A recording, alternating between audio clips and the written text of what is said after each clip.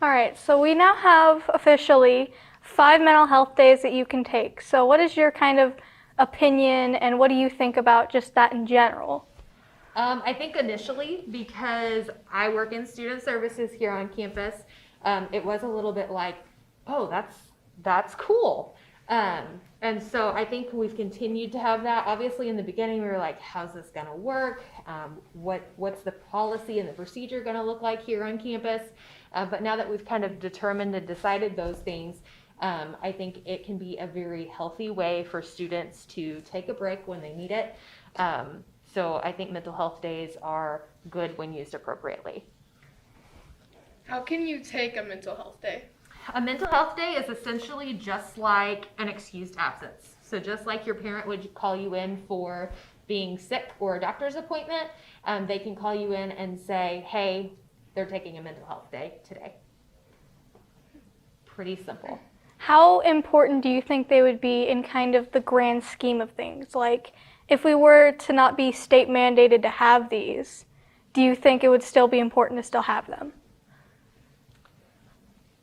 Yeah, my initial answer to that is I think students take a mental health day when they need it, even before we had this public act that actually said you can take a mental health day and it actually be considered or called a mental health day. I think students still took them even before we actually officially had them on campus.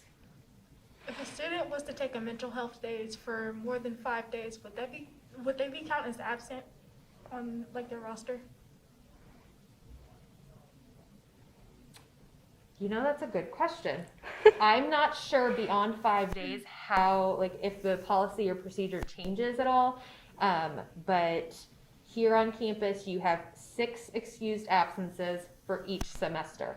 Throughout the school year, you have 5 excused days that can be considered mental health.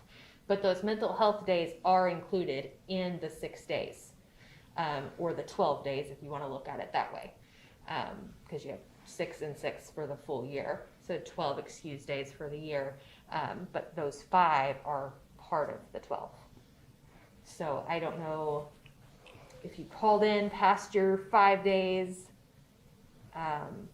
so on that 6th day and said it was a mental health day, as long as you still had excused absences, you could probably still use that 6th day, but beyond that, you would have to have a doctor's note for each absence, just like our regular attendance policy.